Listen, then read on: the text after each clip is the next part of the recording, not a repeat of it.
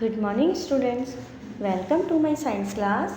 आज हम आपकी बुक साइंस की बुक का chapter 11 page number 78 our environment पढ़ेंगे, समझेंगे कि हमारे एनवायरनमेंट में कौन कौन सी चीज़ें हैं, कितनी चीज़ें हैं और ये कितना सुंदर है।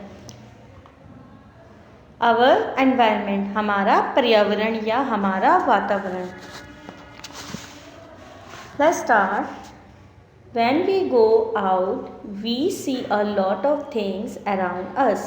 जब हम बाहर जाते हैं तो हम अपने चारों ओर बहुत सारी चीज़ें देखते हैं। ट्रीज़, क्या क्या देखते हैं? Trees, grass, animals, buildings, mountains, rivers and other such things form a part of our daily experiences. तो ये हमारी डेली एक्सपीरियंसेस है, क्योंकि जब भी हम बाहर जाते हैं तो हम ये चीज़ें देखते हैं।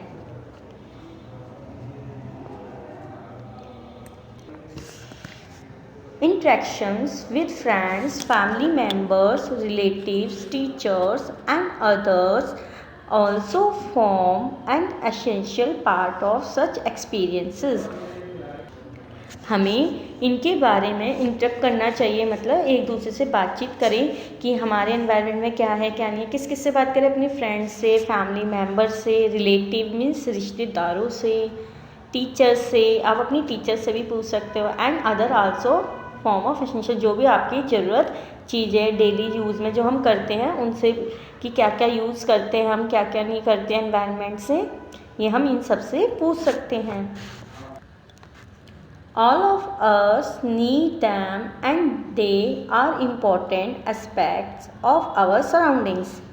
All of us need, ये सब हमारी क्या है? ज़रूरतें भी है, इम्पॉर्टेंट भी है। हमारे जो जितने भी हमारे चारों ओर चीज़। नेचुरल एनवायरनमेंट, प्राकृतिक वातावरण क्या है? The surroundings in which we live is our environment. ये चारों ओर जो भी चीज़ें, ये हमारा एनवायरनमेंट जिसमें हम रहते हैं। The environment comparison both living and non living things. ये जो हमारा एनवायरनमेंट है, ये इसमें ही हमारे लिविंग थिंग्स और नॉन लिविंग थिंग्स इंक्लूड है। लिविंग थिंग्स, अब लिविंग थिंग्स कौन कौन से हैं? Living thing include plant, animals, human beings and micro organism means सूक्ष्म जीव। ये सब इसमें आते हैं, मीन्स जो चीज़ें ग्रो करती हैं। They are known as biotic components of the environment. ये सब बायोटिक कंपोनेंट्स कहलाते हैं, मीन्स जैविक घटक कहलाते हैं, जो चीज़ें ग्रो करती हैं। ठीक है, ये सब हमारे लिविंग थिंग्स होते हैं और इन्हीं को ही बायोटिक कंपोनेंट्स बोलते हैं। The non living things are land, air, water, soil, temperature, sunlight, humidity etcetera. और नॉन लिविंग थिंग्स कौन से होती है? जो ग्रो नहीं करती, जो बढ़ती नहीं है। कौन कौन सी? Land, air, water, soil means मिट्टी, टेम्परेचर मीन्स तापमान, सनलाइट, ह्यूमिडिटी मीन्स आर्द्रता। जो आपका बारिश के मौसम में हो जाते हैं चिपचिपाहट वाला, वो मॉइस्चर चेंज होता है उसको। They are called abiotic components of the environment. ये सब एबायोटिक कंपोनेंट्स हैं। Both biotic and abiotic components together constitute the natural environment. ये दोनों ही, मतलब बायोटिक और अबायोटिक कंपोनेंट्स, जितने भी लिविंग थिंग्स और नॉन लिविंग थिंग्स है, ये ही प्राकृतिक वातावरण हमारा बनाती हैं। Natural environment varies in different parts of the earth due to the differences in the climate. Natural environment, जितने भी ये जो नेचुरल एनवायरनमेंट होते हैं, प्राकृतिक पर्यावरण है, वातावरण है, इसमें डिफरेंट अलग, धरती के जो है, पृथ्वी के अलग अलग पार्ट्स हैं, आपको पता है। डिफरेंस इन द क्लाइमेट, और ये जलवायु के अकॉर्डिंग ही है। ये जलवायु के अकॉर्डिंग ही हमारे ये पृथ्वी के पार्ट्स डिवाइड किए हैं।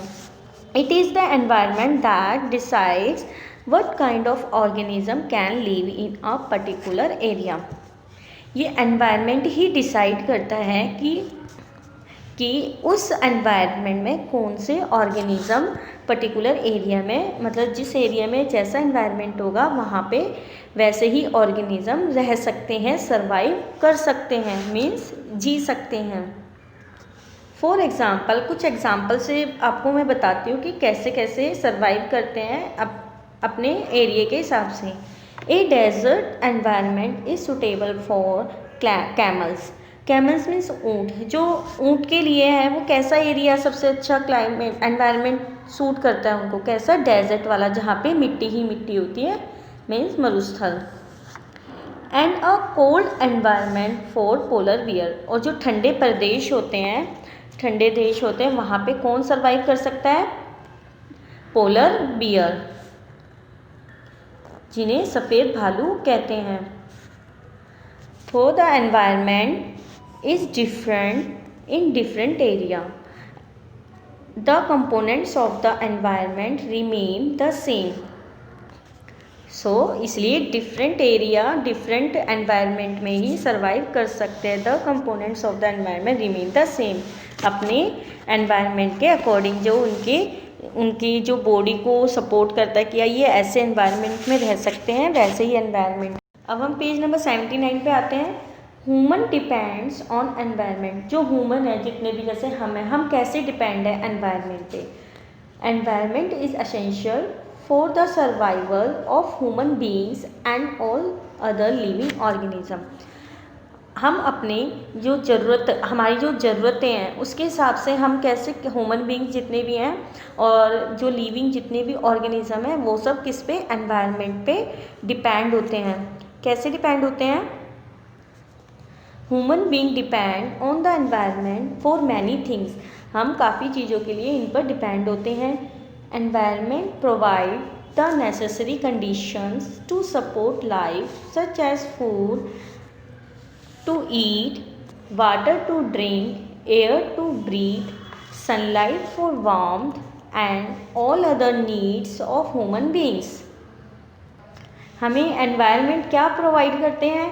हमारी जो ज़रूरत होती है, हमें खाना खाने के लिए हमें भोजन की आवश्यकता होती है, वो भी हमें एनवायरनमेंट से मिलती है। पानी पीने के लिए हमें पानी की ज़रूरत होती है, तो वो भी हमें एनवायरनमेंट से मिलता है। और सांसें लेने के लिए हमें एनवायरनमेंट में ही तो है। हमारी जो गैस है, ऑक्सीजन जो हम लेते हैं, वो भी एनवायरनमेंट में ही है।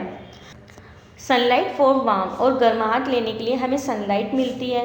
And all other needs of human being, और जितनी भी नीड्स हमें ज़रूरतें पड़ती हैं वो चीज़ें हमें सब एनवायरनमेंट से ही मिलती हैं।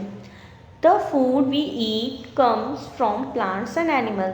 जो फूड है, हमें भोजन कहाँ से प्राप्त होता है?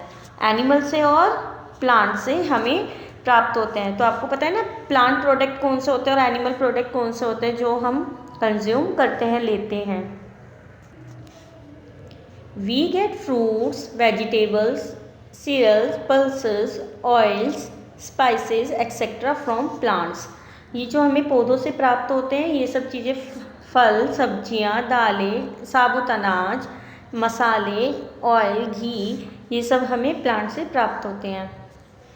Milk, egg, meat, cheese, butter, etcetera come from animals. और ये सब चीज़ें हमें किससे प्राप्त होती हैं? एनिमल से प्राप्त होते हैं। Animals too depend on plants for their food. Animals भी किस पे डिपेंड्स होते हैं अपने भोजन के लिए? प्लांट्स पर, क्योंकि वो एनवायरनमेंट में रहते हैं तो क्या खाते हैं? प्लांट्स वाली चीज़ें खाते हैं। We are depended on the environment for clothing, shelter, medicine, paper and many other things. We are depending, हम और भी चीज़ों पे डिपेंड करते हैं। हमें जो कपड़े मिलते हैं वो भी हमें अपने एनवायरनमेंट से ही मिलते हैं। शेल्टर मीन्स रहने के लिए जगह, आवास, मेडिसन जो हम खाते हैं, paper and many other things सब हमें एनवायरनमेंट से ही मिलती हैं। अब आप सोचोगे कि कपड़े हमें कैसे मिलते हैं? हमने पढ़ा था पहले, we get natural fibres such as cotton, jute, flax and hemp from plants. ये जो जितने भी नेचुरल फाइबर्स होते हैं, ये हमें कॉटन, जूट, फ्लैक्स, ये सब हमें प्लांट पौधों से प्राप्त होते हैं। Silk is obtained from silk worm. जो सिल्क हमें प्राप्त होती है वो किससे? सिल्क वॉर्म से मिलती है। And wool is obtained from ship, camel etcetera. और जो हमें वुल मीन्स ऊन जो प्राप्त होती है हमें शिप और कैमल से, शिप मीन्स भेड़ और ऊँट से प्राप्त होते हैं। These fibers are used to woven cloth। फिर इन फाइबर्स को वोवन किया जाता है। A number of plants are known for their medicinal value। और कुछ प्लांट हमारे औषधि के रूप में यूज़ होते हैं, दवाइयों के रूप में। Medicines are obtained from the seeds. Medicine हमें किस किस से मिलते हैं? शीड्स बीज से, लीव्स पत्तियों से, and bark means bark of plant, plant की बार्क से मीन्स छाल से। Almost all antibiotics are obtained from fungi.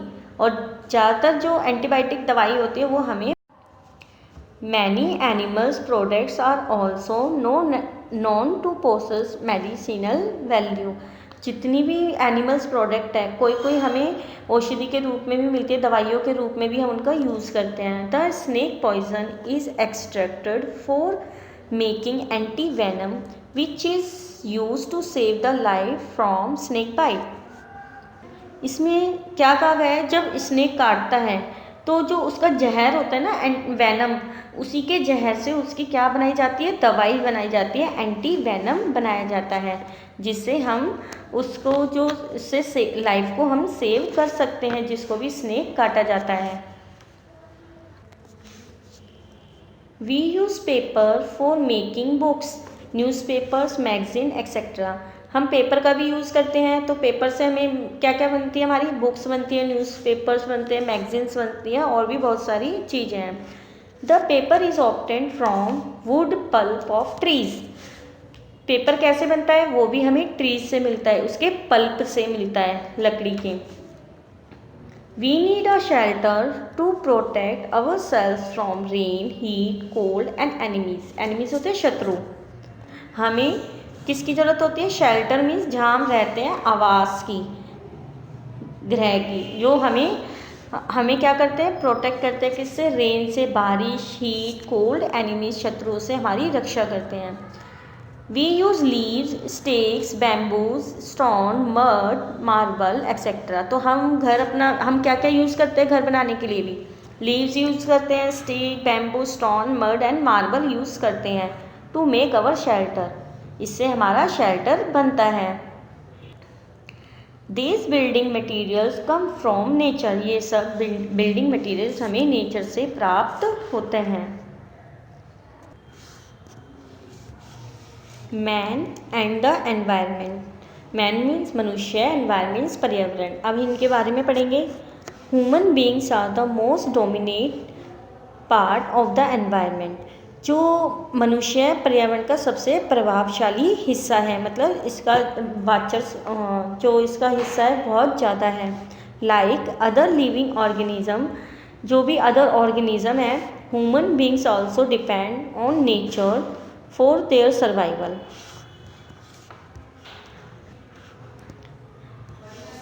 Like other living जितने भी लिविंग ऑर्गेनिज्म, सूक्ष्म जीव है, ह्यूमन बींग्स उनसे भी ज़्यादा, ह्यूमन की जो सर्वाइव होते हैं वो ज़्यादा सर्वाइव करते हैं। How ever dependence of human on environment is greater than that of other organism because he is more than A mayor biological creatures. इसने क्या कहा है? जितने भी पर्यावरण पर मनुष्य की निर्भरता अन्य जीवों की अपेक्षा कई अधिक होती है। मतलब जितने भी जीव है, ऑर्गेनिज्म है, उनसे ज़्यादा किसकी है? मनुष्य की है। क्योंकि वह एक जो भी मतलब उसकी नीड्स ज़्यादा है, क्योंकि हमें शेल्टर भी चाहिए, हमें क्लॉथ्स भी चाहिए, तो इसलिए उनकी किसकी? मनुष्य की जो नीड है उसकी, जो सर्वाइव करने की, वो बहुत।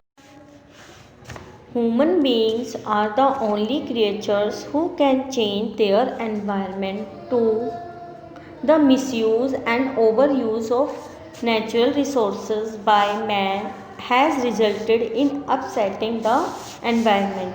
इसमें क्या है? मनुष्य ही एकमात्र ऐसा प्राणी है जो अपने पर्यावरण को खराब भी कर सकता है और उसको ठीक भी कर सकता है। मनुष्य के शरीर में कई तरह के परिवर्तन होते हैं।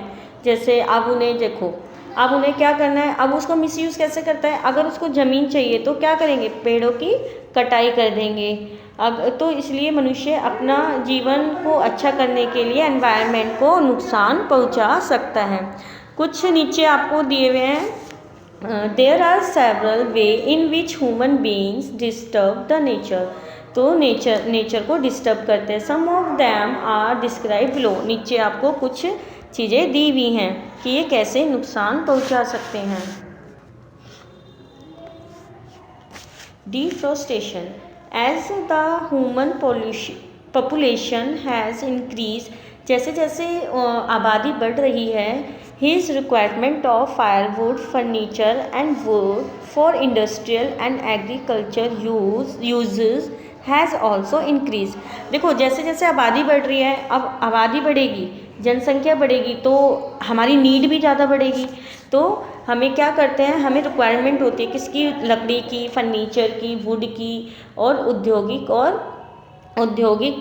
औद्योगिक चीज़ों की। ठीक है, हमें क्या होती है, ज़रूरत पड़ती है, तो ये भी चीज़ें इंक्रीज़ होगी।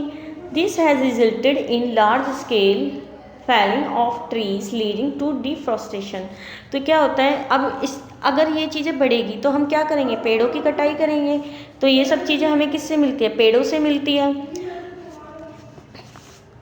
Deforestation has caused destructions of habitats, soil erosion by wind and by rain, serious flooding, decreasing in rainfall, and increase in the level of carbon dioxide, the atmosphere।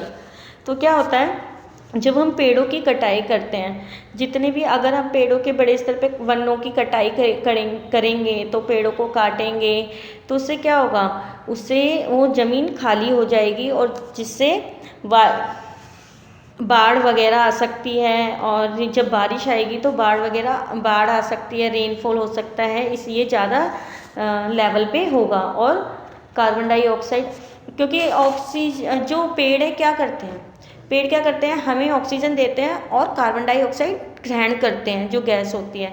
तो कार्बन डाइऑक्साइड की, अगर पेड़ नहीं होंगे तो क्या होगा, कार्बन डाइऑक्साइड गैस की मात्रा बढ़ जाएगी एटमॉस्फेयर में, हमारे वातावरण में।